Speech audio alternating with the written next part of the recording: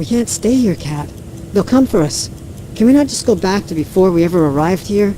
You know the codes now. You could deactivate the alarm system before it has a chance to alert anyone. You're starting to think like me, Natalie, or at least along the same general lines. Trouble is, I now know what really happens when I go back and do something like you're suggesting.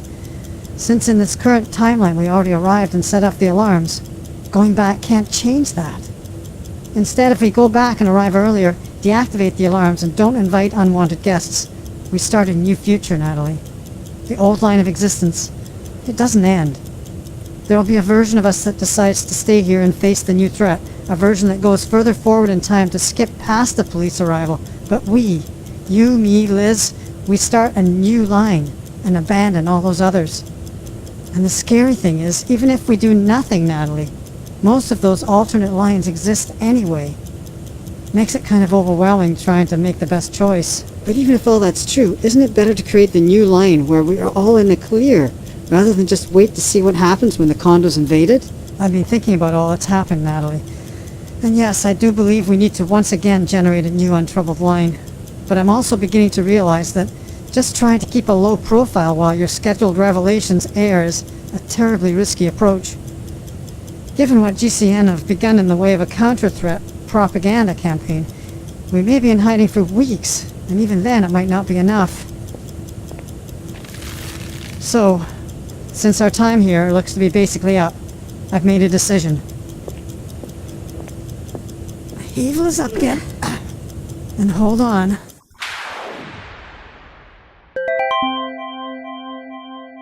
Natalie will find out soon enough, but telling her what I planned would not have helped encourage her to come with me. It took a while, but I finally realized what my groping mind was trying to tell me when I first set out from Tessa's apartment to come here. Draw on all the resources you have available. I've already tried resetting the future, and all I can say is, it's a mixed blessing. Can't be sure it'll help you, but certain it'll do no good for those in the timelines you abandon. So, if I'm going to look for help, I want someone else on my side. Someone who trusts me enough to stick with the agenda and work on our behalf without my needing to check up. And my mind fumbled through the blackness to show me who I needed to enlist. But I was too blind, literally, to see. I need to talk to Miguel. And that means go directly to the precinct to before GCN begin their campaign. Say 9:30 a.m.? Yes, he's here. And tell him enough to convince him that he needs to help. Can't bring Natalie and Liz into the conversation too soon, or let anyone else see them either. So I'm thinking maybe a stall in the women's will have to do until I'm ready to bring them in to figure into the conversation. There, the place is empty. Let's take a booth and see how this goes. Natalie, I need to go have a chat with a colleague here, and I need you to stay here in this stall with Liz, as quiet as you can, until I come back for you. I don't think I'll be more than a few minutes. Can you keep a low profile until then? Kat, Liz is going to be one very pissed off lady when she finally comes around, and I'm not so sure I want to be there when it happens, let alone being the only one available to punish. Is there another way? Yes, but I believe neither you nor Tess, nor even I, for that matter, would be happy with that approach either. Listen, if all goes well here, I may be able to drop Liz into someone else's custody, so to speak. I really think I should give it a shot. Besides, she shouldn't be waking for another half hour at least. I'll do it, Kat. Keep her propped up here on the toilet seat. But if she does start waking, shh. 5 minutes.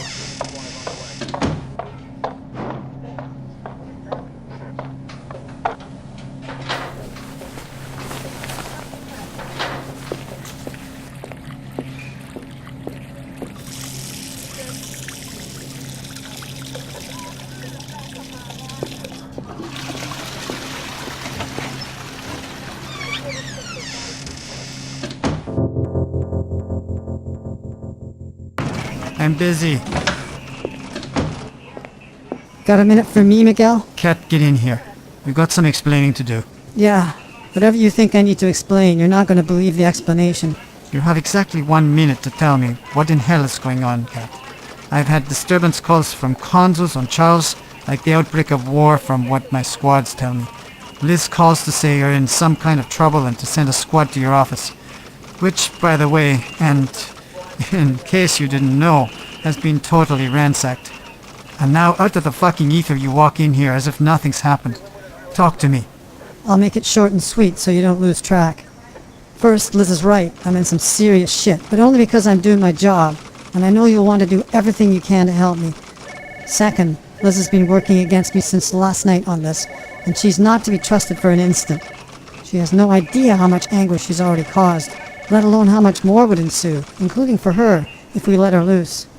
And third, yes, I have her with me, but I knocked her out to keep her quiet. Only a matter of minutes, though, and she'll be with us again, and rarely pissed with the world in general. Kat, I have always believed in you, even when what you tell me is about as believable as a herd of flying pigs blocking the air traffic lanes. You've always been straight with me, and I've never regretted backing you on the long shots. So I'm only going to ask this once. Tell me what this is really all about. Tell me now, or I'm throwing your ass in a cell with that scheming backstabber Liz right alongside you. Natalie Chalmers, Miguel. It's about Natalie Chalmers. GCN Natalie Chalmers? The superstar of the nets? The same. Her life's in danger, has been since at least last night. She came to me for help. I've kept her hidden ever since. Liz, she's after the glory, wants to turn her into GCN. Has no idea what that would really cause, but then she was always blinded by her perceived, non-existent wisdom. I need your help to keep them both safe, Miguel, from GCN, the world, and themselves. Until the storm of outrage blows over. And it sounds like I need it now. You know where I live, Kat. Get out of here and take Natalie there. I'll meet you in an hour. Not a word to anyone. You do that, and we'll talk. Meantime, I'll take care of Liz. Thanks, Miguel, for trusting me. Don't thank me yet. We have a lot to discuss, you and I. Miguel! Where the hell is that bitch, Kat Anderson? She's kept me locked up and subdued for hours and I have a score to settle with her. Liz, you need to calm down and make sense. Anya, okay, listen. Lucky Miguel has two ways into his office. Back route in case of a riot breaking out in the squad room, which it has now.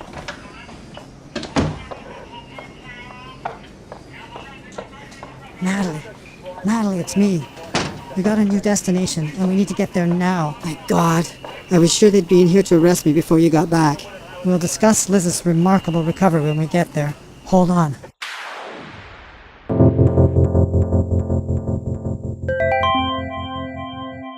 And that was about as close as I want to get to losing control of this situation. Leaving Natalie alone right now is far too risky. I could, of course, step back and pick her up from a time in the past, but that's yet another new Natalie, not the one I'm with now, and I'd really like to stick by this one. Professional pride, moral scruples, whatever it is, I just know it isn't right to keep jumping ship every time there's a problem. And given what I can do now, there's no excuse for getting myself into these jams. I can scout around, I can look forward and laterally, scan around a particular scenario, all from within the light. Except, moving forward, what I see will only be what happens if I'm not there. I jump out into the situation, the entire future line splits, and what I glimpse beyond that will all change. But I can at least get a good sense of it. Enough to plan where and how I impose myself. How best to keep Natalie safe. Miguel, if he can figure out a way to keep Liz quiet for a while, that'll solve one of our problems and keep her from blowing everything. At least now that she doesn't know where we are, or where we'll be, she's less of a threat. So long as Miguel doesn't say anything. Looks like he's settled her in his office with a coffee and a captive audience, and she's spouting off everything she thinks she knows, as per usual. I hope Miguel knows her as well as I think he does, and he takes her entire tirade in stride without believing much of it. Yeah, that look in his face says it all. Patient only up to a point, about ready to administer some knockout drops of his own. And anyway, that little transfer he did before he stepped out to deal with Liz, the key code to his house? What else would he transfer? Well, we'll follow his faint thread back to his home in Santa Mira, the downscale version of Altamira, and see what his little confidential tap gave us.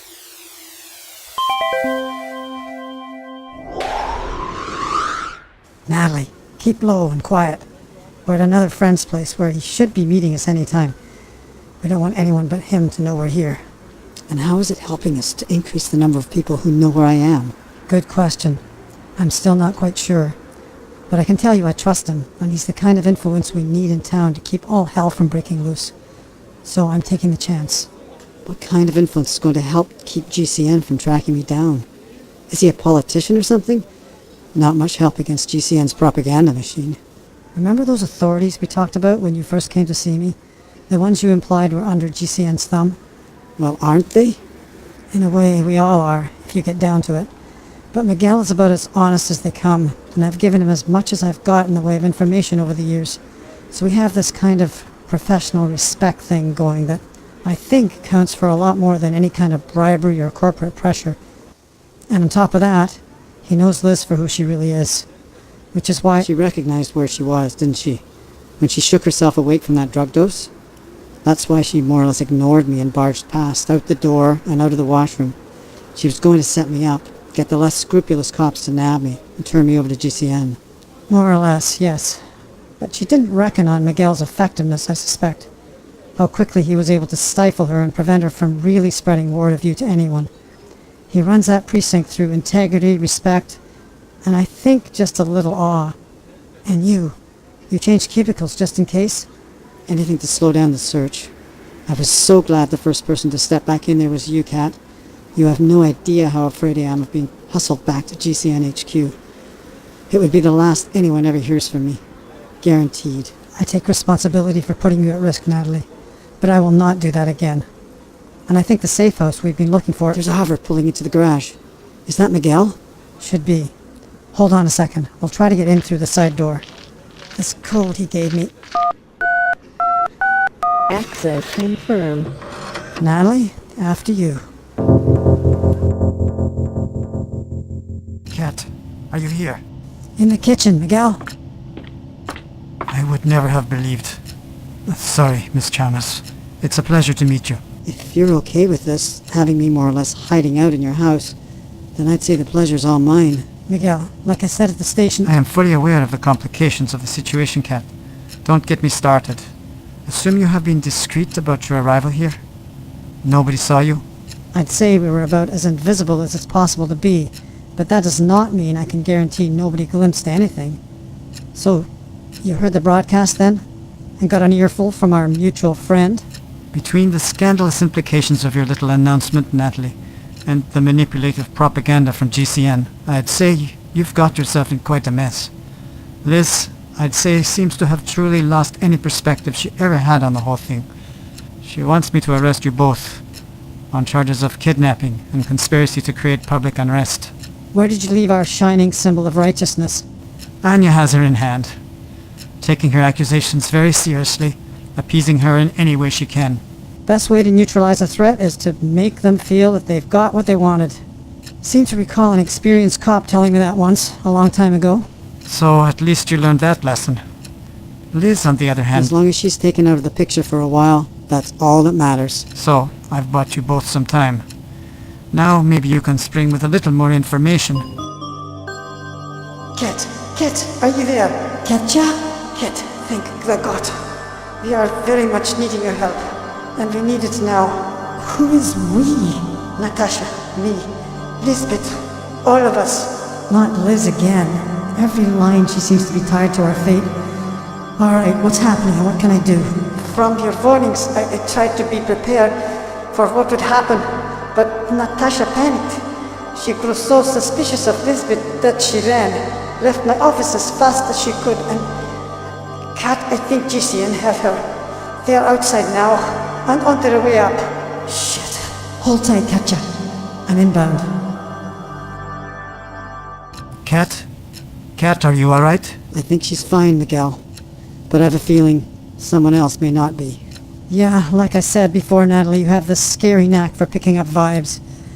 So, I need a minute if you don't mind. Have to check on someone. Miguel, Natalie will fill you in. A minute, no more. You've got me on the hook for you here, Kat. So I'm hard on your ass. This house is locked tight, so don't even think about skipping out. Hear me? 1 minute. All I need. I'll be back.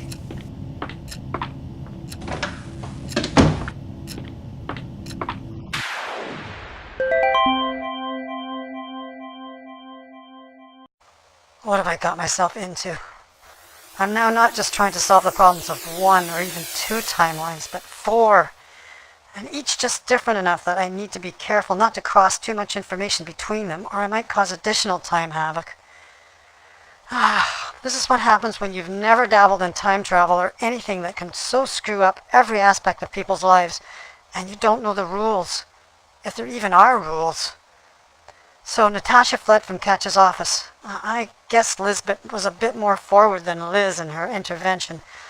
Didn't wait until Katja started leading Natasha away. Confronted them right off. Well, maybe the good news is that Tess and Alex, or at least Katja's version, are not yet directly involved.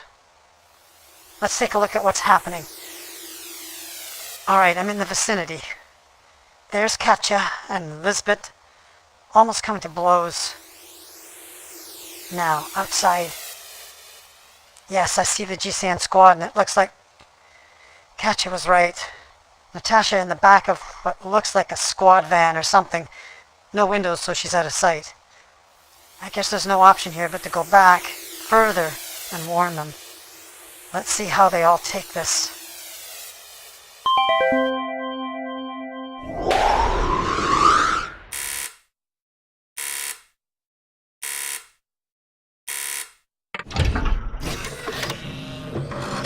Oh! Kit? Yes, Katja. It's me. Come in. There's just no time for formal introductions, I'm afraid. Natasha, Lisbeth, sorry if I'm not pronouncing these correctly. I'm kind of not from around here. But I can tell you, Lisbeth, if you cause Natasha to be hauled back to GCN, which I know you think you can get away with, you'll be setting yourself up for the biggest and probably the ultimate disaster of your career. I know, I've seen it. So give us the truth and do it now.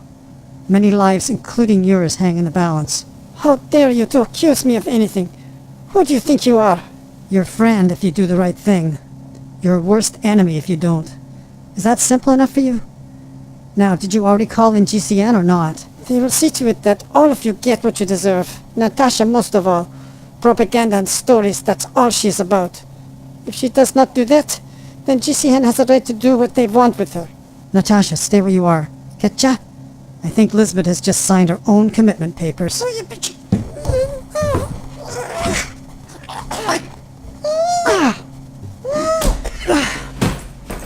All right. Ladies, I need to get you both out of here before GCN arrives. We'll leave the door open. And Lisbeth can explain any way she wants when she wakes up. Katja? This will be the first time I brought one of my sisters into the light with me. Shall we see what happens?